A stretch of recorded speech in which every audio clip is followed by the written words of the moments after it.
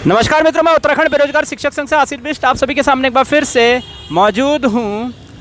उत्तराखंड में जो है वो कोरोना की घटनाएं भी जो हैं वो लगातार बढ़ती चली जा रही हैं और यहाँ पे कोविड-19 के जो हैं वो काफ़ी सारे केसेस जो है देहरादून के अंदर अब मिलने शुरू हो गए हैं। आज के इस वीडियो में हम तीन अलग अलग खबरों के बारे में बात करेंगे। इनमें से दो खबरें जो हैं वो उत्तराखंड की हैं और एक खबर जो है यहाँ पे हिमाचल प्रदेश की है।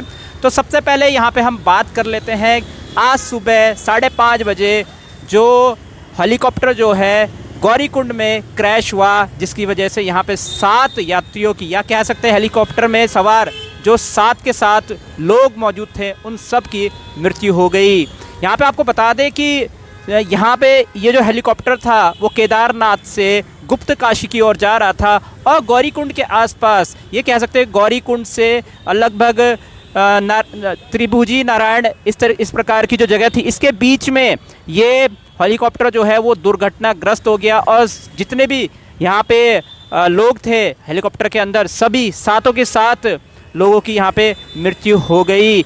मैं यहाँ पे आपको उनके नाम भी बताने जा रहा हूँ कि परिवार के सदस्य में यहाँ पे राजकुमार जायसवाल, श्रद्धा जायसवाल और उनका 23 महीने का बच्चा महाराष्ट्र से थे। तो महाराष्ट्र के राजकुमार जायसवाल और श्रद्धा जायसवाल और उनका 23 महीने का बच्चा जो है वो महाराष्ट्र से इनकी मृत्यु हो चुकी है। इसके अलावा ये स्थानीय निवासी विनोद नेगी और विक्रम सिंह रावत जो कि बीके सिटी के कर्मचारी थे, उनकी भी मृत्यु हो चुकी है। पायलट जो है कैप्टन राजीव जो हेलीकॉप्टर को चला रहे थे उनकी मृत्यु हुई और तुषार सिंह, एक अन्य यात्री यहाँ पे तुषार सिंह है। बताया जा रहा है कि राजकुमार जायसवाल या सुरेश जायसवाल ये 41 साल के थे, गुजरात से थे ये, और बाकी अन्य यात्री भी इसमें आप जैसे कि आपको मैंने नाम बता दिए वो सब क्षतिग्रस्त हो चुके हैं। तो ये काफ़ी दुखद घटना रही। सुबह बताया जा रहा था कि मौसम जो था वो लगातार ख़राब था और धुंध भी बहुत ज़्यादा बढ़ चुकी थी, तो विजिबिलिटी भी जो है वो बहुत कम थी वहाँ पे। और जैसे कि आपको पता है कि अगर तेज़ हवाएं जो हैं वहाँ पे चल रही होंगी तो हेलीकॉप्टर को कंट्रोल करना और विजिबिलिटी ना होने की वजह से वो काफ़ी मुश्किल हो गया होगा।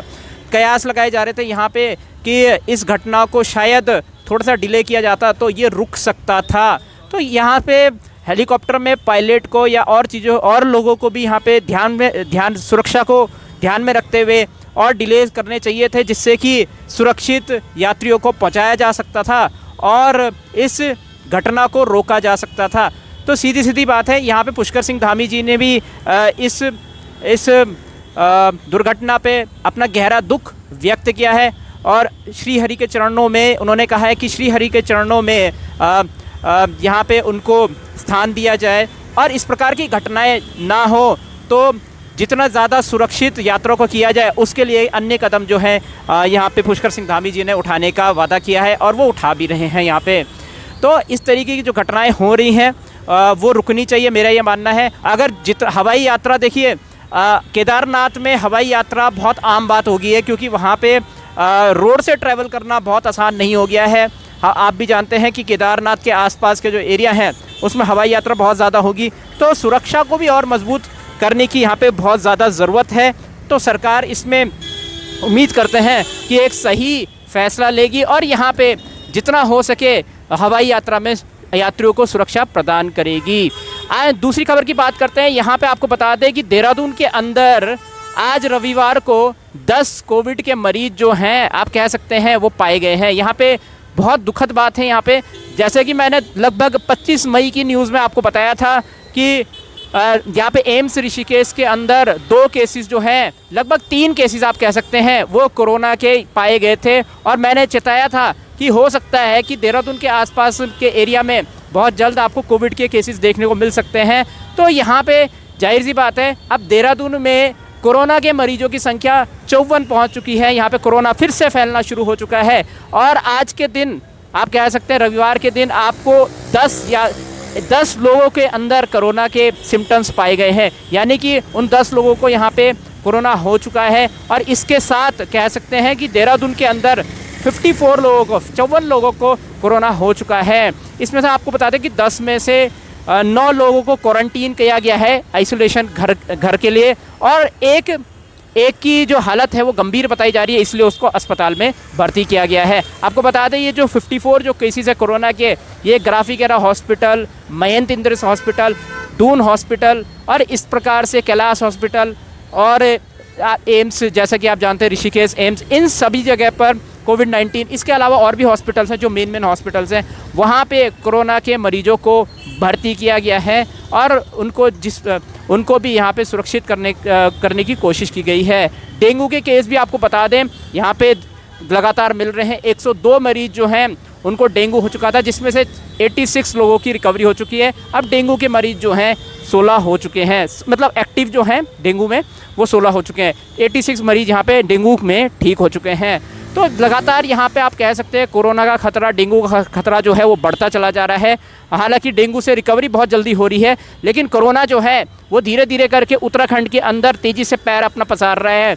मेरी सभी लोगों से विनती है कि आप घर से जितना कम हो सके उतना कम निकलें, अपनी सुरक्षा का ख्याल रखें। देहरादून वाले खासकर, क्योंकि आप 54 केस जो है कोरोना के यहाँ पे मिल चुके हैं, तो आप अपनी सुरक्षा का भी ध्यान रखें, जितना कम हो सके यहाँ पे लोग जो हैं बाहर निकलें और अपनी सेफ्टी का ध्यान रखें। आपको भी पता है कि पहले के टाइम पे लगभग 2 लाख लोग, 2 से 3 लाख लोग कोरोना से प्रभावित होकर मृत्यु को प्राप्त हो चुके हैं। तो आप अपनी सुरक्षा की जिम्मेदारी खुद ले सकते हैं। हॉस्पिटल जाने की नौबत ना आए कोरोना में, हम ऐसी उम्मीद करते हैं। और जितना सेफ़ आप खुद को रख सकते हैं उतना सेफ़ रखने की कोशिश कीजिए। धीरे धीरे करके कोविड-19 के केस यहाँ पे बढ़ते चले जा रहे हैं। आपको थोड़ा सा कंसर्न होने की यहाँ पे ज़रूरत है। लगातार कोरोना को लेकर अगर कोई न्यूज़ आती है, अगर और केसेस यहाँ पे बढ़ते हैं, तो हम आपको अपने न्यूज़ चैनल के माध्यम से आपको बताते रहेंगे। और उम्मीद करते हैं कि कोरोना जो है उत्तराखंड के अंदर से जल्द समाप्त हो जाए एक बार फिर से, और यहाँ पे ज़्यादा सीरियस जो है मैटर्स देखने को ना मिले, हम ऐसी उम्मीद करते हैं।